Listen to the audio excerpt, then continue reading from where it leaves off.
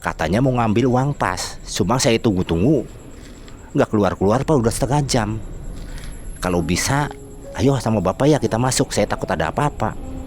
Satpam sedikit ketakutan. Mas, dia sangat kaget lagi, terkejut luar biasa. Setelah mengetahui sekelilingnya, ternyata Randy tidur di samping kuburan. Assalamualaikum warahmatullahi wabarakatuh. Selamat berjumpa kembali dengan saya Kang Idon. Mudah-mudahan Sobat Melihat Malam masih dalam keadaan sehat walafiat, diparingi banyak rezeki dan dimudahkan semua urusannya. Amin. Kali ini saya akan mencoba membawakan sebuah cerita yang mana cerita tersebut akan menceritakan seorang ojol yang mendapat orderan dari seseorang yang sudah meninggal dunia. Baiklah, saya akan coba ceritakan kisahnya. Berawal di tahun 2020. Kala itu Randy yang sudah punya istri, istrinya bernama Astri. Kebetulan Astri itu sepupu saya. Dia berasal dari Cirebon, sedangkan Randy itu dari Tangerang. Waktu itu Randy beserta istrinya itu bekerja di Tangerang. Randy yang bekerja, istrinya hanya tinggal di rumah. Memang tahun-tahun itu, tahun 2020 itu masa susah, di mana banyak terjadi PHK di perusahaan-perusahaan khususnya di Tangerang. Nah, tidak terkecuali si Randy itu terkena PHK dari perusahaannya. Jadi suka nggak suka, Randy akan mencari pekerjaan yang lain. Namun setelah melamar ke sana ke sini dari bermacam-macam perusahaan yang ada di Tangerang, ternyata hampir semua perusahaan itu memang sedang terjadi PHK. Suatu waktu si Randy juga berikhtiar secara spiritual. Bahkan beberapa tempat ritual dia datangin, tujuannya agar memudahkan Randy itu mendapat pekerjaan. Namun hasilnya ya tetap nihil. Maka setelah Randy itu berbicara dengan istrinya, akhirnya diputuskan bahwa suami istri tersebut, Randy dan Astri ini, akan pulang ke kampung istrinya, yaitu di Cirebon, untuk mencari usaha lain. Barangkali di Cirebon itu ada usaha yang mungkin bisa menghidupin mereka berdua. Nah, Randy dan istrinya itu sudah menikah selama 2 tahun, namun belum dikaruniai seorang anak pun. Singkat cerita, datanglah Randy dan istrinya tuh ke Cirebon, dan jelas dia menempatin rumah orang tuanya. Akhirnya setelah Randy bertemu saya waktu itu, berkonsultasi untuk mencari penghasilan untuk menghidupin istrinya ini, karena memang sama di Cirebon itu kondisinya seperti di Tangerang, mungkin di kota-kota lain juga sama. Memang sedang banyak pengurangan karyawan di semua perusahaan. Akhirnya karena marak-maraknya ojek online dan mungkin lagi naik daun waktu itu, maka saya coba kasih masukan kepada Randy agar mendaftar ke aplikasi ojek online untuk didaftarkan. Alhamdulillah saran saya itu disambut dengan baik oleh Randy maupun oleh istrinya. Akhirnya setelah mendaftarkan diri untuk menjadi anggota ojek online, kebetulan Randy itu bukan orang Cirebon, jadi perlu penyesuaian untuk daerah-daerah apa lokasi yang ada di Cirebon itu beberapa hari, karena dia belum paham sekali. Maka setelah Randy itu 3 hari berkeliling Cirebon sambil menghafal jalan-jalan maupun gang-gang, akhirnya ya mungkin sedikit banyak sudah paham lah. Dengan 3 hari dia turun ke wilayah jalan-jalan di Cirebon. Akhirnya waktu yang ditunggu-tunggu, di mana Randy itu memulai bekerja sebagai ojek online, akhirnya tiba. Hari pertama ya lumayan lah, dia sudah banyak menerima orderan. Demikian juga hari kedua, hari ketiga, itu tidak ada apa-apa. Hanya mungkin merasa lelah karena tidak seperti biasa orang-orang yang sudah hafal Cirebon. Mungkin Randy itu agak kerja keras lah, tapi dengan menggunakan aplikasi Google Map, akhirnya dia sampai juga ke tujuan. Pada suatu hari sekitar habis maghrib, waktu itu hari Kamis, berarti dianggap malam Jumat lah waktu itu. Itu terdengar bunyi di aplikasinya HP Randy. Ternyata ada seseorang yang minta dikirim berupa makanan. Setelah Randy sholat maghrib, beristirahat sebentar, maka dengan semangat Randy itu mengeluarkan sepeda motornya. Kemudian dia memesan makanan apa yang ada pada orderan di aplikasinya. Ya cukup lama memang, di mana tempat makan yang Randy pesan itu memang antri. Banyak juga ojek online lain. Singkat cerita, pesanan order yang dipesan oleh seseorang itu akhirnya sudah selesai.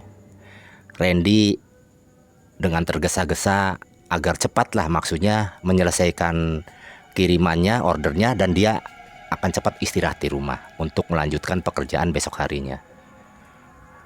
Randy dengan semangat mengantarkan kiriman makanan itu secara bersemangat dan membuka aplikasi Google Map-nya. Maka terlihatlah lokasi yang dituju oleh Randy tersebut. Hanya mengandalkan aplikasi Google Map, sampailah Randy itu di suatu perumahan yang sebetulnya cukup elit. Maka dia menghampiri satpam, kebetulan perumahan itu dijaga oleh satpam, dan dia permisi kepada satpam. Pak, saya minta izin, saya akan mengantarkan orderan saya nih. Saya dari ojek online nih, Pak. Ya silakan. Silakan masuk, Mas. Kira-kira lokasi ini di mana, Pak? Oh, itu lurus aja. Ada gang pertama sebelah kanan, gang kedua sebelah kanan, dan yang ketiga nih, itu ujung dari batas perumahan ini. Coba deh situ aja deh. Itu kata satpam yang jaga. Akhirnya setelah Randy mendapat izin, Randy memasukin wilayah perumahan tersebut. Terasa udara itu waktu itu ya cukup sejuk sih. Tapi kelihatannya rumah yang Randy tuju tuh memang ada sebagian yang kosong. Akhirnya setelah melihat Google Map-nya yang dituju, sampailah Randy kepada belokan gang ke arah kanan yang ketiga. Maka mengikuti alur Google Map itu, sampailah Randy kepada titik rumah yang dituju. Terlihat dalam aplikasi Randy itu si pengirimnya, si peminta pesanan itu bernama Wulan. Nah, Randy sendiri belum tahu Wulan ini Perempuan usia berapa dia tidak tahu. Yang penting dia sudah sampai tujuan. Randy setelah menyampai satu rumah yang dituju tersebut, ada keraguan dalam diri Randy. Karena apa? Rumahnya begitu besar, sehingga Randy itu merasa agak rikuh dan agak takut juga karena di sekelilingnya masih sepi. Dia mau masuk, ternyata gerbangnya tertutup. Akhirnya Randy menggendor-gendor pintu besi itu, namun tidak juga keluar. Hampir 10 menit Randy di situ. Bagaimana nih caranya, saya udah jauh-jauh kok orangnya tidak ada. Tidak ada di gerbang. Akhirnya coba Randy bel lagi lewat telepon. Beberapa kali Randy telepon juga tidak menyaut. Akhirnya Randy bersabar menunggu, barangkali orangnya sedang tidak aktif lah HP-nya. Namun setelah Randy bel lagi untuk yang ketiga kalinya, alhamdulillah diangkat dengan jawaban, "Oke mas, sudah nyampe di mana?" "Oh saya di depan mbak." "Oke saya akan ke depan nih ya, tunggu di situ." Ada jawaban seperti itu. Akhirnya Randy menunggu kurang lebih 5 menit. Terlihat pintu rumah terbuka. Ada seseorang mendekatin Randy di luar gerbang. Kemudian Randy merasa terkejut. Karena apa? Dengan sosok perempuan muda kurang lebih usianya sekitar 22 tahun. Bau aroma bunga melati menyengat. Tajam sekali. Sampai Randy itu secara spontan bulu kunduknya merinding. Bau begitu tajam sekali. Namun seketika dia bertemu dengan sosok yang mendekatinya, seorang wanita cantik, maka semua hilang rasa takut dan rasa merinding tersebut. Akhirnya berganti dengan senang. Karena apa? Kiriman yang dia tuju sudah ada penerimanya. Si Wulan yang penerima pesanan itu nyampe pintu gerbang, dia membuka pintunya. Akhirnya Randy dipersilakan masuk. Setelah, "Mbak, ini kirimannya mbak, makanannya." Ternyata si Wulan hanya diam saja sambil tersenyum, sambil menerima bingkisan Randy dan memberikan sehelai uang kepada Randy. Namun ternyata uang yang diberikan kepada Randy ini ternyata uangnya cukup besar, yaitu 100 ribuan. 100 ribu. Terpaksa Randy berbicara. Kebetulan dia tidak membawa uang untuk susukan. "Mbak, maaf mbak, saya nggak ada kembaliannya. Kebetulan saya kan barusan dari rumah. Kalau bisa mbak pakai uang pas aja." Akhirnya dikembalikan lagi uang 100 ribu itu kepada si perempuan itu. Kemudian perempuan itu mengambil dan dia berkata dengan singkat, "Tunggu mas ya, saya masuk dulu, saya akan ambil uang pasnya." Sambil membawa bingkisan makanan yang Randy kasihkan. Akhirnya perempuan itu masuk ke dalam. Randy menunggu di halaman gerbang yang sudah terbuka. Kebetulan di situ, di depan gerbang itu ada teras kecil tempat duduk. Jadi akhirnya Randy duduk menunggu. 5 menit, 10 menit, Randy masih menunggu. Sampailah 30 menit sudah berjalan. Dalam pikiran Randy sudah merasa tidak enak. Hawa dingin sudah menyengati tubuhnya. Demikian juga bulu-bulu kuduk yang tadinya dia setelah bertemu perempuan itu hilang begitu saja, sekarang muncul lagi. Ini kok ngambil uang Kok udah setengah jam nggak keluar-keluar, pikirnya. Akhirnya Randy berteriak-teriak, "Mbak, mbak," sambil menggedor-gedor pintu gerbang. Itu juga tidak kunjung keluar.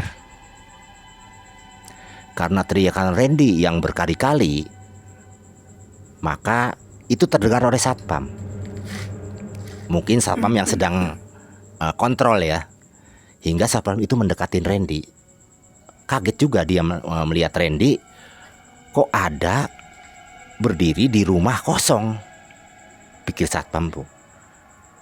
Akhirnya karena itu satpam sebagai kewajiban dia untuk mengamankan wilayahnya, dia mendatangin Randy.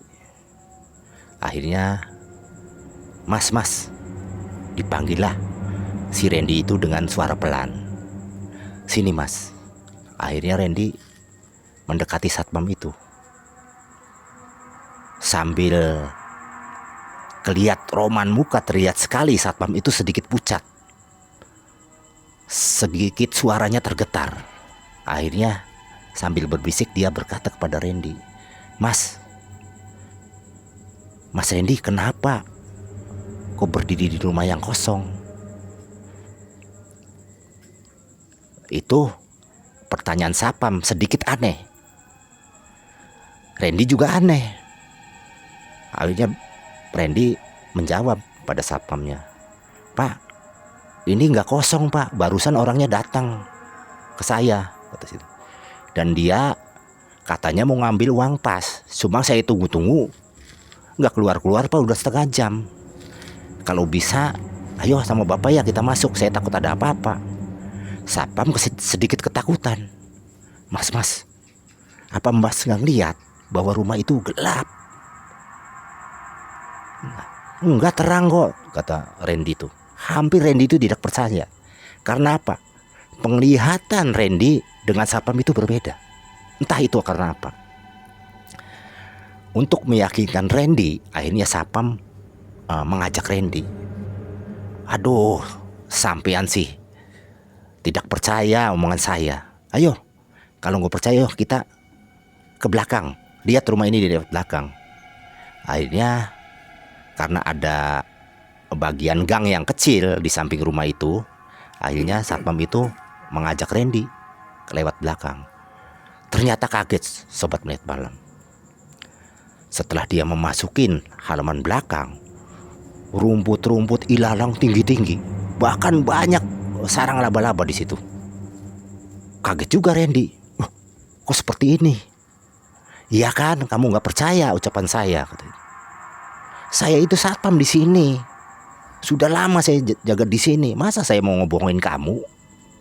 Akhirnya setelah melihat kondisi belakang rumah seperti itu, bulu kuduk Randy serentak berdiri semua.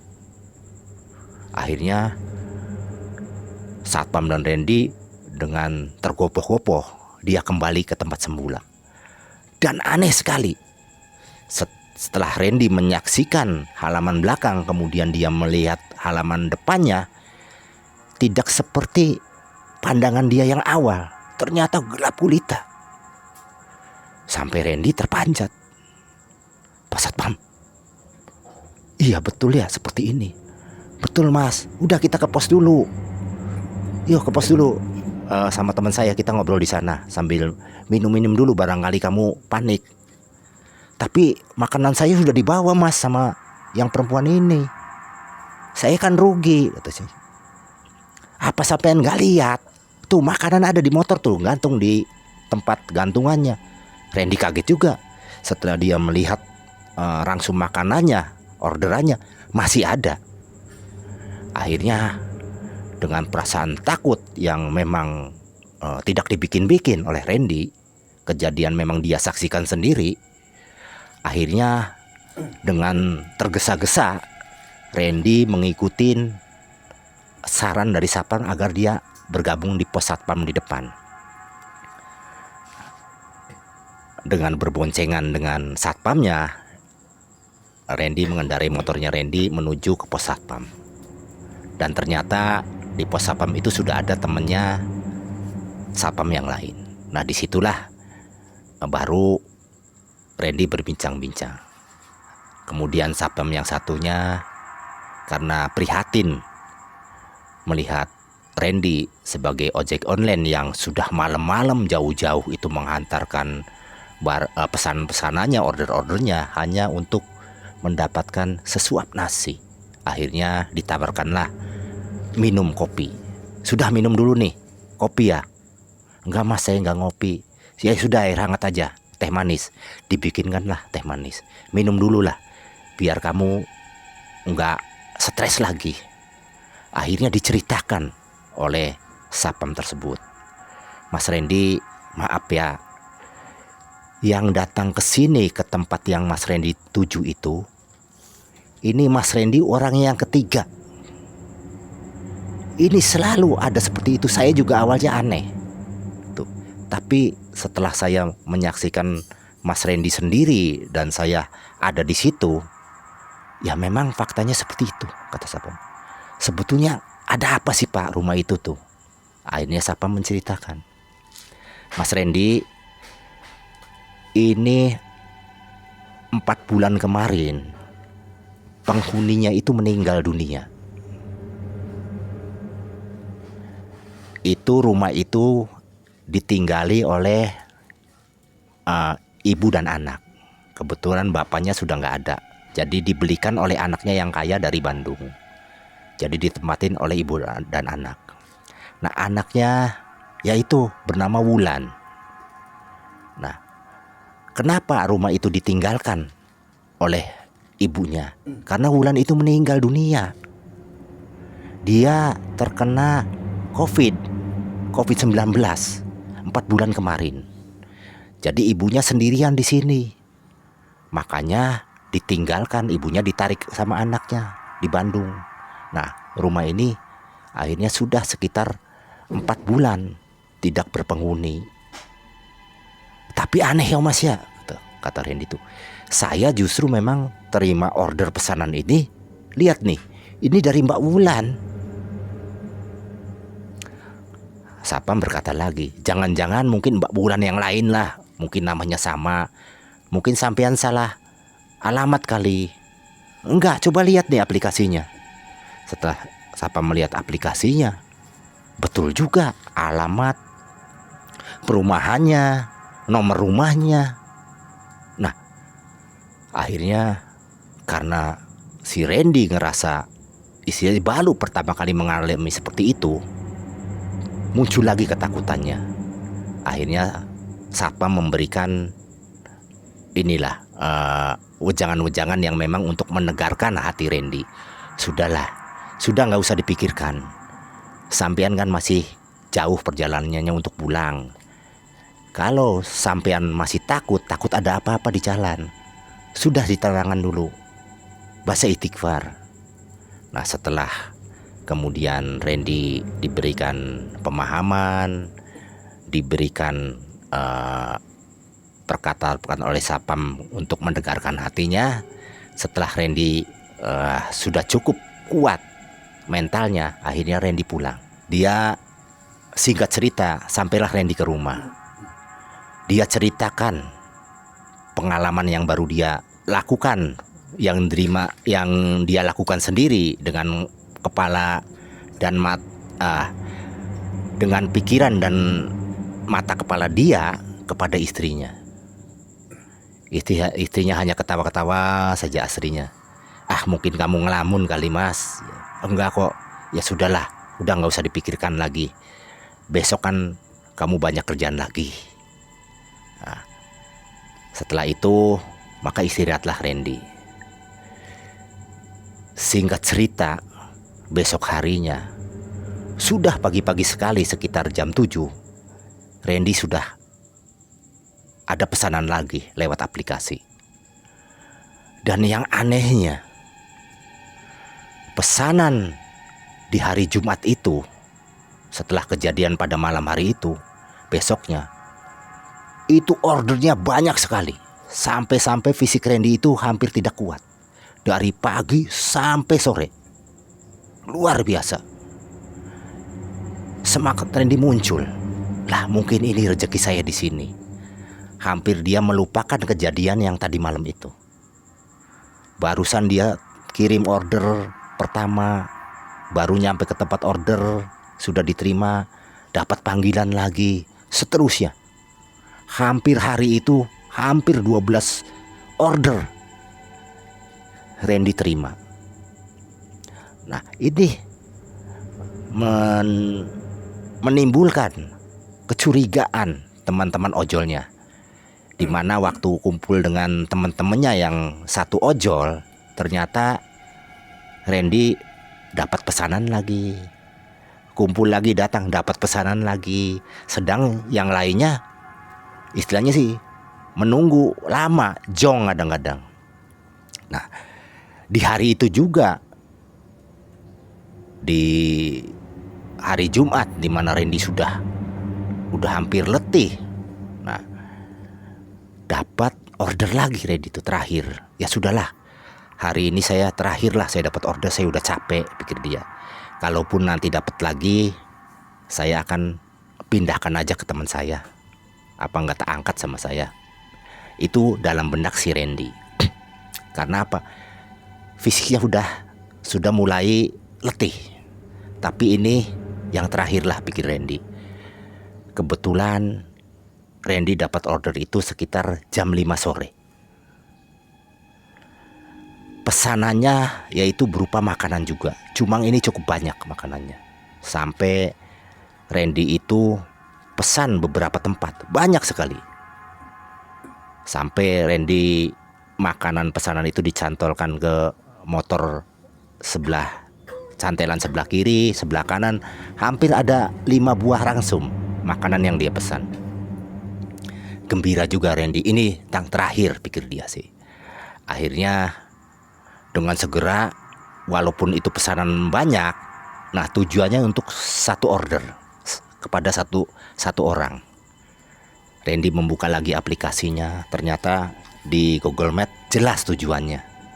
Karena Randy ini belum begitu mengenal daerah-daerah Cirebon, ya itulah andalan dia dengan Google Map. Maka setelah semua pesanan diterima, maka melajulah Randy itu ke tempat tujuan. Rasanya perjalanan ini menurut Randy cukup lama juga ya. Terlihat di Google Map tidak terlalu jauh. Namun setelah Randy menelusurin, itu hampir setengah jam Randy melakukan perjalanan itu. Namun karena semangat hari itu juga karena banyak order, maka semua rasa letih, rasa lelah, semua hilang. Maklum karena Randy itu barusan terkena PHK, ingin sekali dia bekerja. Di mana kemudian waktu itu ordernya melimpah, maka muncul semangat untuk mencari uang ini.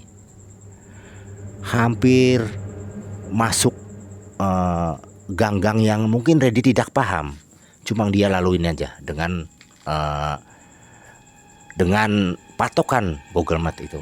Sampailah dia ke suatu tempat seperti gapura. Randy sempat heran. Kelihatannya jalan ini cukup sepi.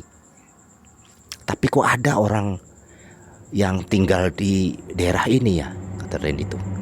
Namun ya bagaimana, ini sudah dekat. Akhirnya ada perasaan-perasaan yang memang tidak enak dalam diri Randy ini. Namun semuanya itu Randy abaikan. Karena udahlah, saya terakhir ini saya pulang dan istirahat. Akhirnya setelah masuk gapura, kurang lebih waktu itu sekitar pukul 5:30 sore. Jadi situasi memang sudah agak gelap sedikit. Randy cepat-cepat menyelesaikan, kemudian dia dengan niat akan melaksanakan sholat maghrib tadinya. Entah di masjid mana yang dia ditemuin di jalan. Rencana dia seperti itu. Setelah dia masukin gapura tersebut, sepertinya banyak perumahan-perumahan kecil menurut dia. Tapi semuanya tidak berpenghuni.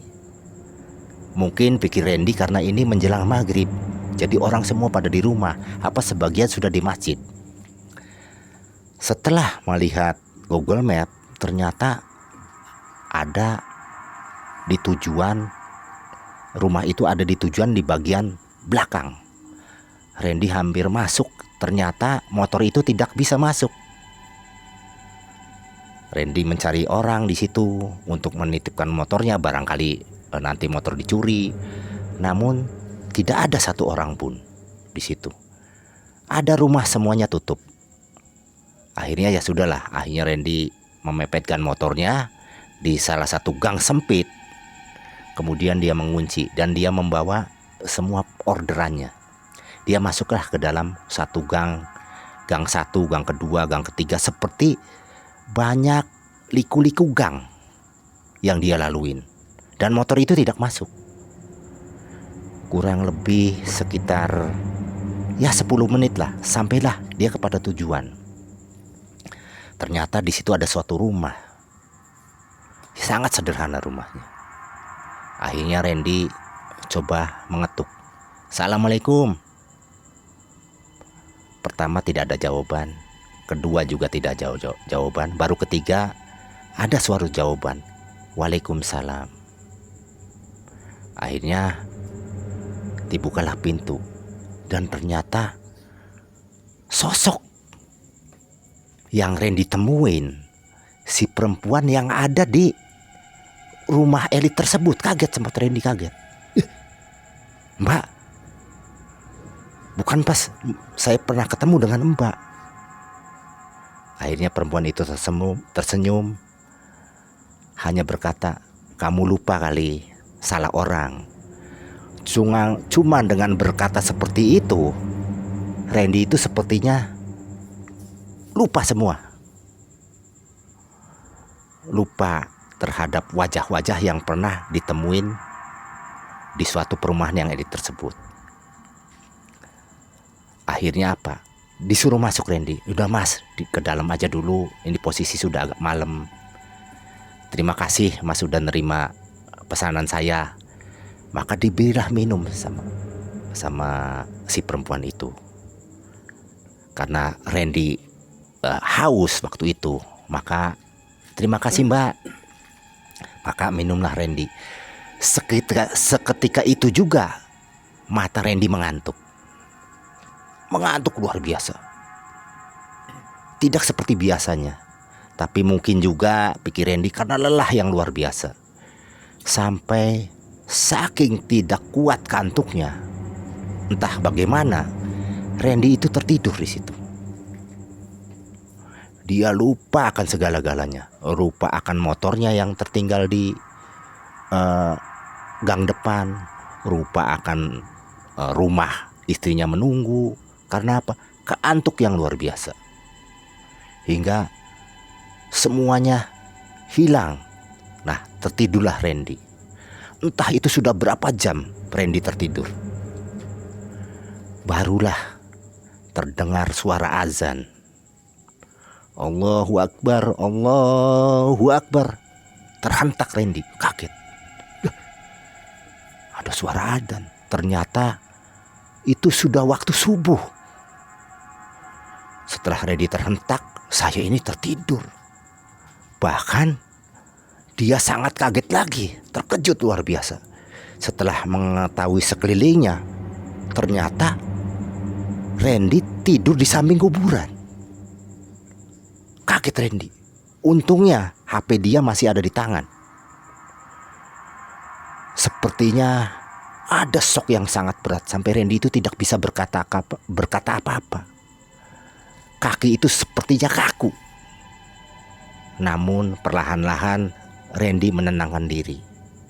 Setelah dia membuka HP-nya, kemudian menyorotin makam tersebut.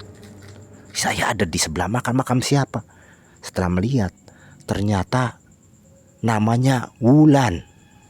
Wah, seperti orang yang saya jumpain di sana. Nah, akhirnya dengan tergopoh-gopoh, walaupun kaki itu terasa berat sekali, kepala terasa pusing, Randy mencoba keluar dari wilayah makam tersebut. Akhirnya sampailah Randy ke tempat di mana motor diparkirkan. Ternyata motor sendiri diparkir juga di sebelah kuburan yang lain. Entah apa yang ada dalam pikiran Randy, semua berkecamuk. Ya takut, ya sedih, ya capek, semua berkecamuk. Akhirnya dengan menguatkan hati, dengan terus membaca-baca ayat-ayat Al-Quran yang dia pahami, dia selalu melantunkan dalam hati terus sampai menuntun motornya hingga sampailah ke tempat yang memang untuk pejalan kaki dan kendaraan bermotor. Kemudian dia menyalakan motornya dan alhamdulillah waktu itu tidak ada halangan apa-apa, maka motor kemudian menyala. Akhirnya Randy pulang ke rumah. Nah, disitulah Randy setelah pulang ke rumah teringat terus hal-hal seperti trauma yang luar biasa bagi dirinya. Hampir-hampir Randy itu sudah tidak mau lagi melakukan pekerjaan ojol ini. Cuma istrinya selalu menyadarkan, "Mas, itu anggaplah godaan. Sesuatu orang yang mencari rezeki yang benar pastilah akan digoda dalam bentuk yang bermacam-macam. Mungkin Mas Randy godaannya seperti itu, mungkin yang lain juga dalam bentuk yang lain. Tapi ingatlah, kamu tanggung jawab sebagai suami harus mencari nafkah." Akhirnya si Astri ini besok harinya, karena memang sangat susah menyadarkan Randy yang sedang kondisi ketakutan, kondisi sedang depresi lah, mengalami kejadian yang memang luar biasa bagi dirinya. Maka Asri mendatangin saya. Kebetulan Asri dengan saya itu hanya beda kampung. Agar Kang Idot suruh hadirlah untuk menasihatin si Randy ini. Alhamdulillah kebetulan saya ada waktu itu, hingga saya menyanggupin permintaan dari sepupu saya itu, si Astri. Nah, sampailah saya di situ. Kemudian setelah saya mengetahui cerita Randy hal seperti itu, coba saya kasih support diri dia supaya jangan berlarut-larut ke dalam trauma-trauma yang seperti itu, hingga akan menghancurkan semangat dia untuk bekerja. Namun sepertinya Randy itu kebetulan di dalam Randy itu ada sedikit energi-energi negatif yang bersarang di bagian dada dan bagian kepala. Nah, ini harus dibuang. Ya alhamdulillah dengan beberapa teknik saya, putaran-putaran maupun doa, akhirnya tercerabut juga. Dan di situ Randy mulai keluar cahaya dalam dirinya. Sepertinya trauma sedikit-sedikit mulai berkurang. Nah, disitulah Sobat Belah Malam, pengalaman yang saya alami dengan sepupu saya yang kemudian Randy itu suaminya, hingga bisa didapatkan suatu hikmah. Bisa saja mungkin hikmah yang tertinggi bila kita mau mengadakan suatu pekerjaan atau kegiatan, maka berdoalah agar selalu dilindungi oleh Allah Subhanahu wa Ta'ala. Demikianlah Sobat Malam, cerita yang bisa saya sampaikan dari sepupu saya. Mudah-mudahan cerita ini banyak mengandung hikmah. Saya akhiri, wassalamualaikum warahmatullahi wabarakatuh.